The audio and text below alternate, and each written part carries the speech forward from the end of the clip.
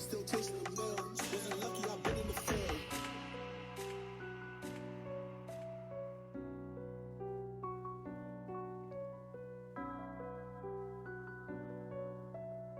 Got money still chasing the millions. Wasn't lucky, I've been in the field. What's poppin', y'all? It's your girl Susie, and we're here with In the Field Radio. Welcome back to In the Field Radio. I'm Erin Boogie, and I'm here in the field with Susie. Hey, what's going on, everyone? Welcome to the show. Thank you for taking the time out to sit down with us. Of course, thank you so much for having me. I'm really excited to be here. Of course, I'm excited that you're here. We love having strong, independent women on the show, and I think you completely embody all of those words. Thank you so much. You're so sweet. So let's get started right back at the beginning because you started pretty much immediately with singing. You've been singing since you were a child, but you're classically trained. You have a technical background. You started singing opera. Yes, yes. So talk about that. Yeah, so when I was around 5 or so, a music teacher from my elementary school actually caught my parents' attention and said, "Did you know that your daughter could sing?" So with that question, it led them on to, investigate and find out if I really could sing. My mom saw that I had some talent after asking me one day to sing a song for her, and she enrolled me in classical training. So I started learning the techniques from opera, and I learned how to sing Ave Maria and Italian classics like Caro mio ben, and so on and so forth. I trained up until I was around 15 or 16. And then that's when I kind of wanted to go towards the more pop R&B genre space. So what was that like singing in a different language? Did you know what you were singing? Yeah, it was cool. So I'm actually Dominican and I speak Spanish fluently. A lot of the languages that I did sing in, like Latin, French, Italian, are very, very close to Spanish. Yeah. So I did see a lot of similarities, and I was like, oh, wow, look, like these words are very similar to like how we have in Spanish. So I did understand them for the most part, but if there were any words that I was curious about, I'd always Google it and have them translated for me. I love that. That's so cool. So did you perform singing opera I out? did. Yes, I have a bunch of times. So my family's thing is like no matter what, anytime someone gets married, Susie has to go sing Ave Maria at the church. So that I've been known to do that. Several times I've performed because I used to actually professionally dance. And included with those dances would be some performances where I would throw in like an opera song. So a lot of experience with that. That's amazing. So Thank when you. did you make the transition from opera into pop R&B? What were some of your influences that helped you make that transition?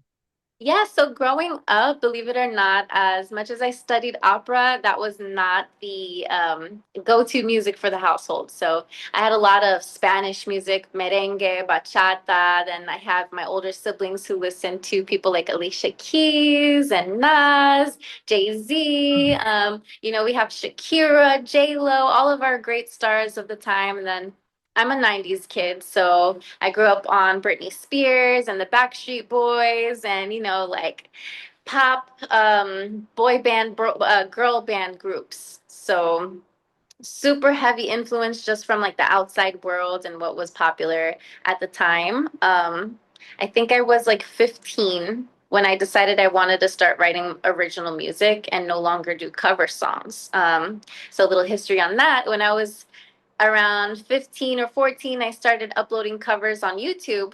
And a lot of people started giving me recognition for that in town. And they were like, oh my gosh, we had no idea that you could sing, as I did a lot of my singing activities outside of school. So then when I went public for YouTube, I got so much support. That's when I was like, okay, let's stop doing covers and let's make an original song. And that's kind of how my very first record called Nobody's Better came about. Yeah, well, I definitely want to talk about that for sure. I do want to just touch on now you have a big age gap between you and your siblings. I do. So is that where you got some of the exposure from like the Jay-Z and all that? Yeah, for sure. Like my brother would play freestyle in the car, and then my sister was all R&B and like pop music, and then as I mentioned, my parents were all the Spanish, so I had Yeah. a bunch of different influences. And then later on, I think what was I in like the seventh grade? I started really listening to like Ryan Leslie, who's an incredible artist and multi-producer. People like The Dream and people like Fabulous started becoming a little bit more common for me. So they definitely played a huge influence. And I noticed how they were also not only songwriters and artists, but they were producers as well. So that was another influence of mine to kind of embody like all of the spaces at once. So then you got Fetty Wap on Nobody's Better. And Yes. that was my way Fetty Wap. That was when Fetty Wap was on top of the world. What was Yes, that yes. feeling like? It was crazy. It felt like a fever dream almost, I want to say, because it was one of those things where my mom was on Facebook, right? And she used to drop me off over to this guy, Rob, who is a really good friend of mine. And he would help me record all of my YouTube covers. He's also an incredible songwriter, artist, producer. And she saw that he was posting on Facebook one day about a Fetty Wap news article, Fetty Wap blog post, like a bunch of Fetty Wap news. And she DMs him and was like, "Are you a super fan? Is there a reason why you keep on posting all of this Fetty Wap material?" And he was like, "I mean, I guess you could call me a super fan, but that's actually my younger brother." And she was like, "Get out of here. That's amazing. Tell him to do a song with Suzi." And he was like, "Okay, sure." So then he went and asked WAP about it, and he was like, "Yeah, let's do it." So um, that's how that song came about.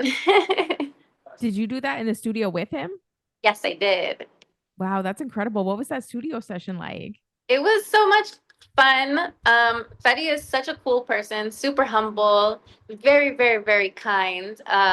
He was asking me a bunch of times if like I liked what he was doing, and he asked me what the concept was. We had a discussion on like what the topic was and what vibe I wanted to give. So he maybe took 10, 15 minutes to like come up with his part and just got on the mic and did his thing, and I was like, I can't believe this is happening. It's so cool.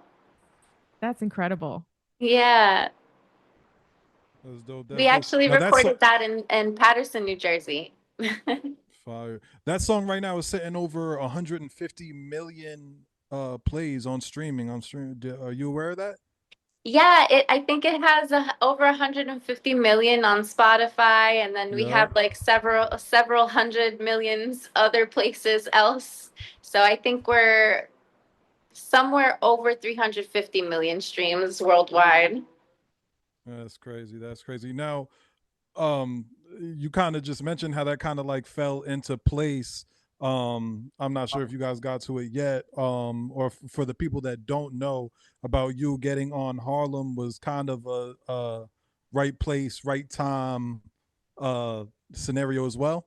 Yes, it kind of was. So along the lines, I had released several of my own records, singles, and then I actually have a record with Tory Lanez as well called Special for You. Yep. Um, and after I dropped that record, I had this like pause in my career where I was trying to figure out like how am I going to keep making all this music and recording all this music? Like I have so many ideas and sometimes my producers or engineers aren't available and I want to record today and right now. So I figured that it would be a smart idea to go and work at a studio so I can learn everything. And that's There you exactly what I go. did. For about 2 years, I worked out of a studio in the Bronx called Plug Studios. And I learned everything that I needed to know. One of my good friends, Alex, was my mentor there. And he taught me how to engineer the heck out of a session, let me tell you. Because then I So later started working out of other studios and I built my own studio at home and I started building studios in other people's homes and like telling people what to get for their stuff because it actually became a really big passion of mine. for sure. Now we have a lot of artists that tap in and listen. So aside from the artistry, you being an engineer, how much has that helped and furthered your career as an artist?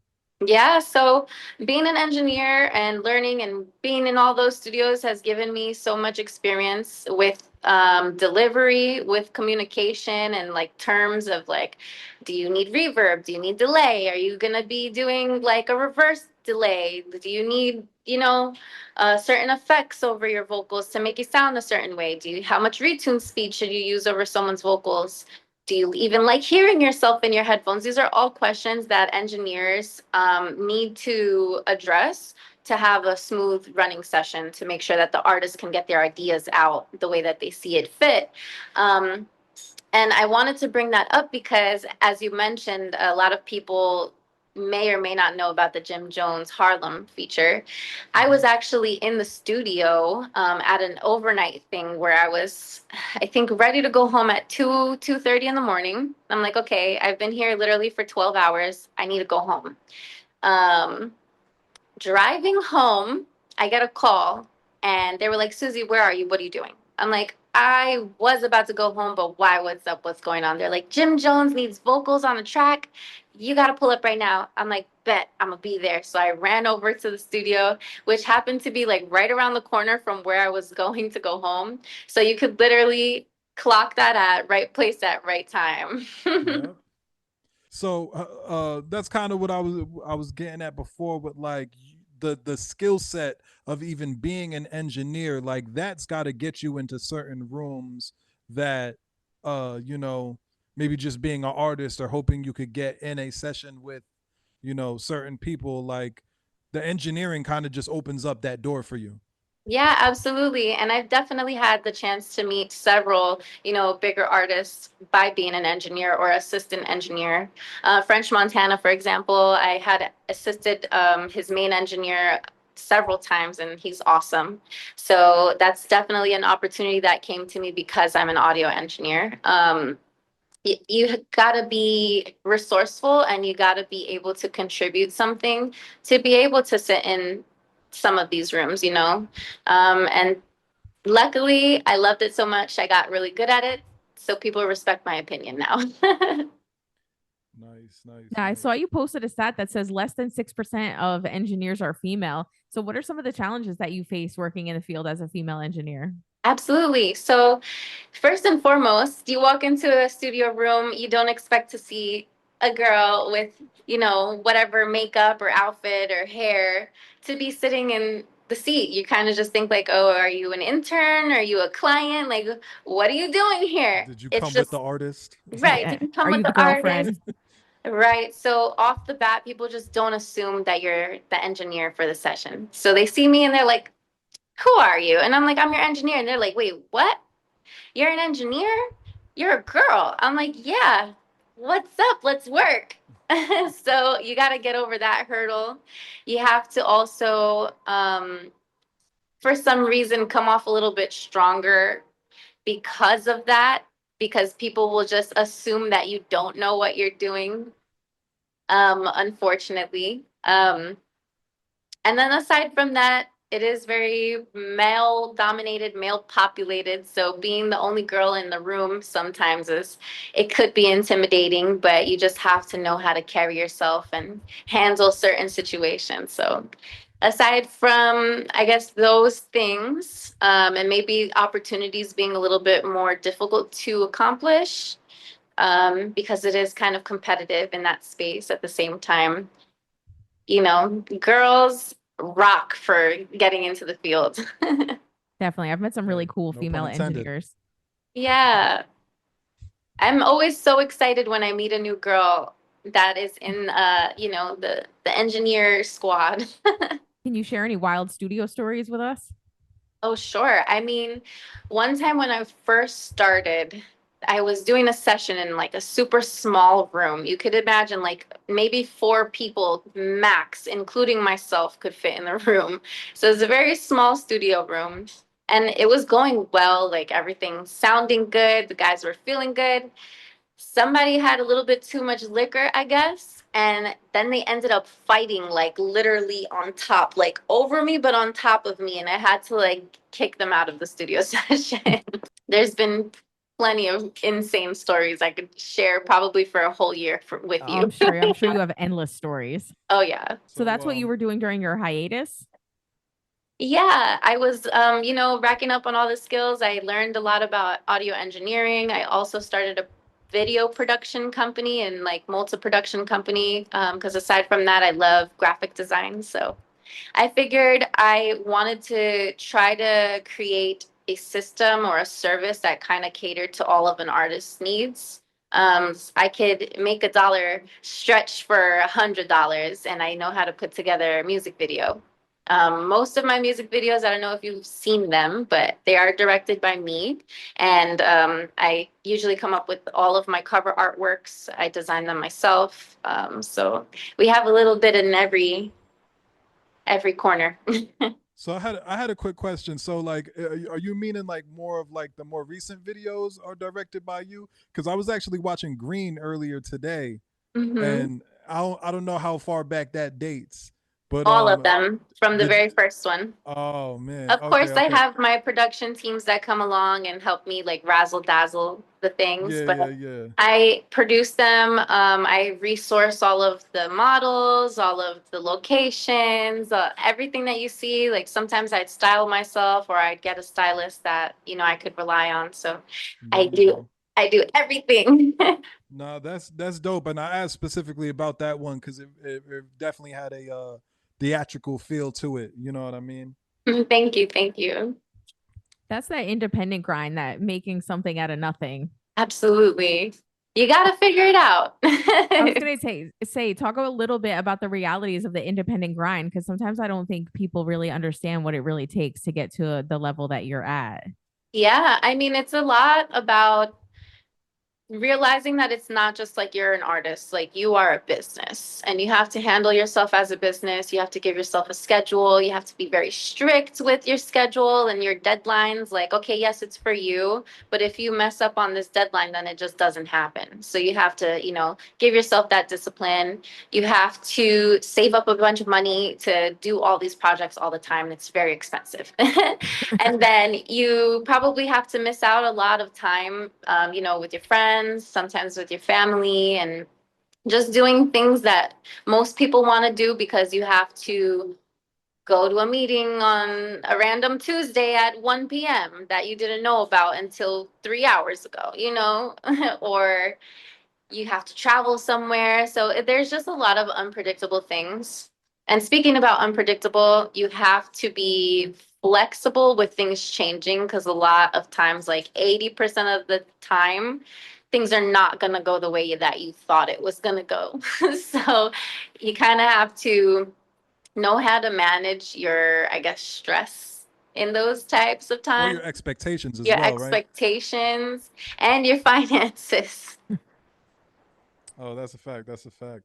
Yeah. So I want to take it to hit the target. This is your most recent project. I know Tied to Me has been going crazy. We've been playing that here on In the Field Radio. Oh, thank Um, you. no, of course, of course. But I'm loving the way that you're pushing now. Like, mind you, for those that haven't tapped in, make sure y'all go check that out. It's a 7-song album. Now Tied to Me obviously was that lead off single, but the way that you're pushing every song on there right now, you kind of can't put a thumb on what the follow up is because Oh you got like man. Swollen going, New Bay, and a couple other joints that you like just actively shooting content for. How important is it for the artists that might want to know, like, how important is it to get a variety of content and just keep your foot on the gas with it? Yeah, it's extremely important, especially like today's age. We consume content like no other. And people see things like for 1 second and then they'll forget about it in 10 minutes. So it's important to have a lot of content to be able to flood and remind people like, hey, I'm still here. Hey, I'm still dropping music.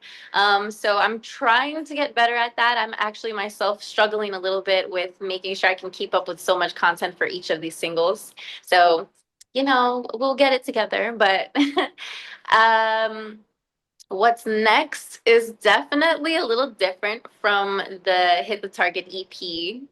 I don't want to spoil it, but I do have a bunch of singles and a couple of really cool features coming up. That's fire. That's fire. Do you have a favorite from Hit the Target? Oh man, A I personal guess favorite? it would have to be between New Bay and Swollen. Okay, okay. And both you pushing right now. Um, Yeah. what does Susie look for in a new bay? Oh man, so the New Bay, he's got to be respectful. He's got to be kind. He's got to be funny. He's got to be God-fearing. He's got to be adventurous. He's got to be reliable and just a good human, you know? Hey, shout out to the women that know what they want. For real. Right.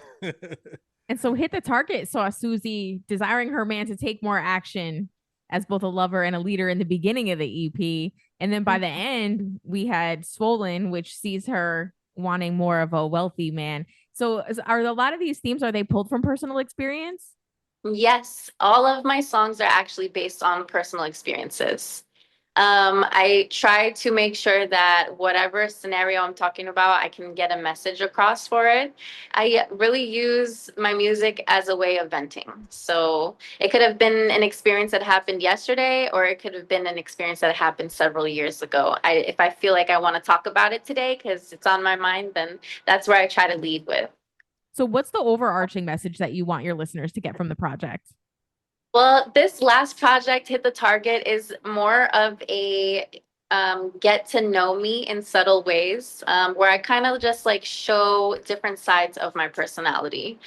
We have like our cocky side, we have our loving and confident side, we have our playful, I don't care side. So it's just a way to familiarize yourself with what I have going on and a way to vibe. It's just for me a feel good album. Okay, Where's okay. Susie headed? Susie is headed for the greats. We're coming for all the Grammys. We're coming for all the awards and accolades. We're dropping nonstop for sure. So you guys can expect a lot more content coming Gotta claim it. and a Gotta lot more claim it. shows coming. Now, before we get off Hit the Target real quick, I have one last question, right? On this particular project, you really like encompassed on like the sexy drill sound. Now, is that something that you kind of feel like that's your sound, or like for I know you mentioned there might be some different things coming up, different features and whatnot, not to get you to let the cat out of the bag for anything, but is there like producers that you'd like to work with that would kind of like deviate from the sound from this project? This one definitely had a big, sexy drill feel to it. I think it was more so like the space of the time that I had made the records. The sexy drill just really felt good. I wouldn't necessarily say that it defines me. Mhm. I love things that have a fun bounce, and I love R&B music. So you guys can expect some more pop and R&B sounds from me. Maybe a little bit more sexy drill too. No date for the next drop yet? So my birthday is actually coming up next month. I'm thinking I'll probably drop it, if not on my birthday, then the same week. Oh, we love a birthday drop. Yes. All right, Raps, do you have anything before I get into the little rapid fire questions? No, no, no. Go ahead. I'll let you take it away. All right, so we like to educate on in the field radio. So, what are some mistakes that you made early on that you would warn other artists to avoid? Okay. A couple of mistakes that I made early on that I'd like other artists to avoid. Don't blindly give people full deposits without knowing what you're getting, because there were times that I had paid money forward and like lost out completely because I trusted in the word of something, and I didn't necessarily see the products. So don't do that. Don't just spend money freely. Um, don't always only listen to yourself.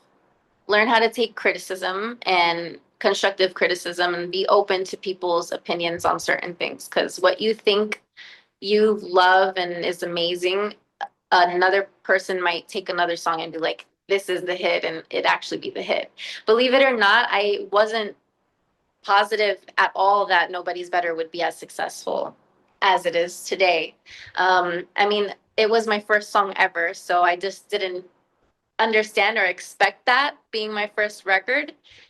So yeah, you never know what's going to be successful. Be open to listening to people's opinions. And I guess the last thing that I would say I would regret is you should not take too much time away from the studio. Like you should always be creating. It's very important because once you release something, you should always have something to follow up with it. That's good advice. Yeah. And what's the best piece of advice you've been given, and who was it from? The best piece of advice I received was nobody is going to work as hard for you than you. And that was something that my sister told me. That's awesome. Yeah. And who is your dream collab? If you could work with anybody, who would it be? Oh my gosh. I always never know what to say for this question because I have so many people that I would love to collaborate with. But if I had to pick, can I do two? Yeah, of course. If I had to pick my top two, it would have to be Chris Brown and Kehlani. Love it. Best place to grab a bite to eat in New Milford, New Jersey. Oh my gosh. So we have two places that I really love in New Milford. One is a family-owned pizza shop called Sopranos. They've got the best pizza in town and the best wings. Their barbecue wings is good. And then we got Panchos. If you want some Mexican food, they've got incredible Mexican food. Their portions are huge and they got really, really great drinks there too. You're making me hungry. Me too. What is the song that would surprise people if they knew you listened to it? If they knew I listened to it.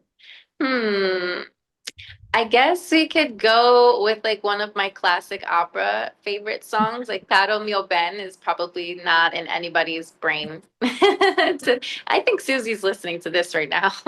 That's probably the first opera song that we've had for sure. Yeah. And then as a female fronted radio show, I like to end the show by highlighting extraordinary women. So who is a woman that made a major impact in your life? Wow. I'm gonna say my mom. My mother is superwoman to me. She was the very first person to, say like, let's take this further. So her seeing the opinion of my music teacher and taking it seriously and enrolling me in my vocal training was like the first step to bring me to where I am today. And on top of that, like she's just an incredible human. She juggles so many things. My whole life worked like 2 or 3 jobs, to help support me and like my lifelong dreams. So shout out to my mom. Yeah, shout out to mom. And is there anything else you want to say to our listeners before we get out of here? Don't stop being great. Don't ever stop chasing your dreams. If you're thinking about doing something tomorrow, just do it today. I love that. Of course. And I can't thank you guys enough for taking time to, get to know me, speak with me, and of course, indulge with me on my music. It means absolutely everything to me. Thank you so Of much for course, taking of the time course. out to sit with us. We super appreciate it. Of This was course. a fantastic interview. Thank you so much. And I hope one day I can, come and visit you guys on campus. Yeah, absolutely. Anytime. You're always welcome to come visit us. Thank you. All right, keep dropping that fire too. I appreciate Yeah. y'all so much. Thank All right. you. All right. Have a good night. Thank All you. right, You you too. too. Bye. Bye.